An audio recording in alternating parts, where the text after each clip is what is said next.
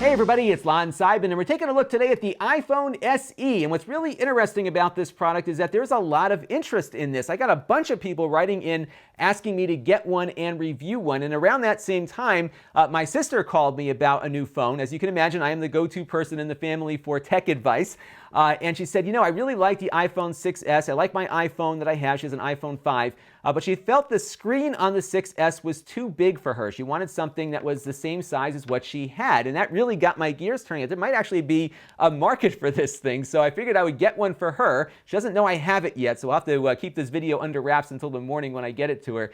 But I picked it up, a 64 gigabyte version for $499. There are some carrier subsidies available depending on your carrier, depending on where you live in the world. There's some monthly installment plans also. So 64 gigs for $499. They also have a 16 gigabyte version for $399. And in full disclosure, I bought this with my own funds. I have no relationship with Apple whatsoever. No one is reviewing this video before it is posted. Nobody is paying for this video either. And all the opinions you're about to hear are my own. So let's take a look at the hardware here. And you'll note right off the bat that if you have been following smartphones for any length of time, that this is really an iPhone 5S case. It is identical. In fact, cases that were made for the iPhone 5S, like this beat up old one I had on my phone from a couple of years ago, fit perfectly. It is exactly the same casing, yet inside they made some significant upgrades. So what you have inside this phone is the exact same processor as the iPhone 6S. This is one of the fastest smartphones on the market. It's certainly among the fastest we have ever tested here on the channel.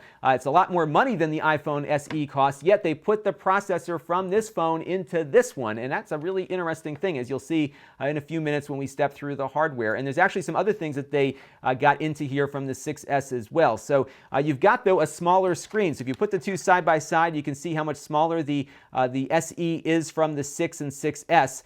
So if you are looking for something smaller, or you have a 5 and you're very happy with it, you'll get exactly the same form factor.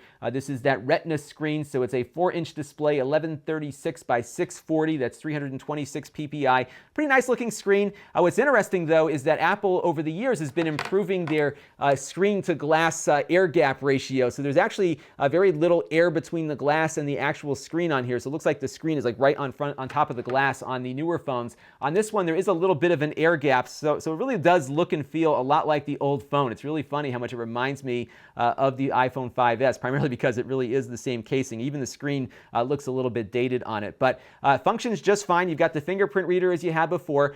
They did put a low resolution camera on the front, so I think it has the same camera that was on the 5S. It's a 1.2 megapixel camera on the front. Now on the back, the camera has no camera bump, but the camera is the same as the 6S camera. 12 megapixels for stills, very nice camera quality out of here, and 4K video too, so you can get pretty much all the same back camera performance you'll get out of the more expensive iPhone. It even does slow motion video up to 240 frames per second. You got the dual tone flash here. You've got a choice of 4 different colors now, so she wanted the rose gold, which is why this one is pink here.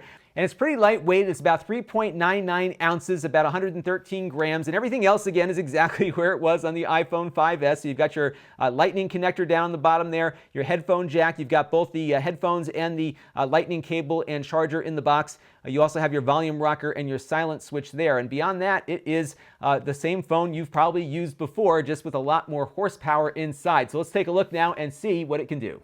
So let's take a look at a game that I looked at on the iPhone 6S review I did a few months ago. This is called AG Drive, and as you can see, it is running just as well here as it did on my iPhone 6S review, because this is running with the identical processor. Now, this game does have 3D touch support, and that is something this phone does not have. So if you saw some of those marketing videos from Apple where you can kind of push the screen in and get it to do different things depending on how hard you're pushing, this lacks that functionality, and that's something that this game supports. So there are some things that you won't get on here, but from a performance standpoint, it actually is the same. And on the 3D Mark Ice Storm test, we get a score of 29,122. That is pretty much identical to what we just got on my iPhone 6S tonight, running that very same test. So this test really measures graphical performance and processing performance. And as you can see, it is pretty much the same thing as what you would get on the iPhone 6s for more money. So really nice performance out of here, at the top of the heap of flagship phones right now. In fact, it even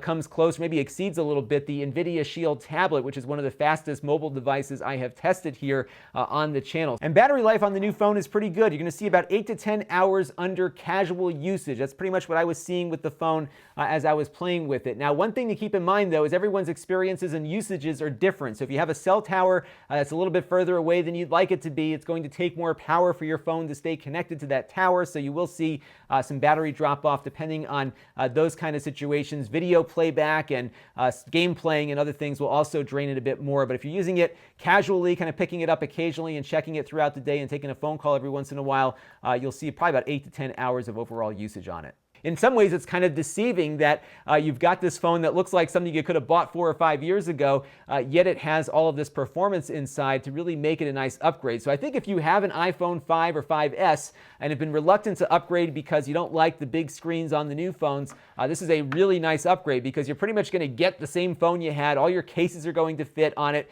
but you will pick up significant performance increases, especially if you're coming from the iPhone 5, and you get that camera, which is remarkably improved over prior versions of the iPhone camera. So you get a lot of the modern accoutrements along with the comfort of having exactly the same feeling phone that you had before. Maybe that's Apple's strategy with this. They've never done something like this before where they've brought back an old product design to back to market, but I think there is going to be a market for this, at least given what I've heard from people writing in, as well as my sister's request of me as well. So a pretty nice phone here. If you are an iPhone user and want something with a smaller screen, you got one here and it performs quite well. This is Lon.TV. Thanks for watching.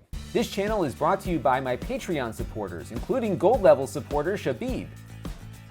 If you want to help the channel, you can by contributing as little as $1 a month. Head over to Lon.TV/Patreon to learn more. And don't forget to subscribe. Visit Lon.TV/S.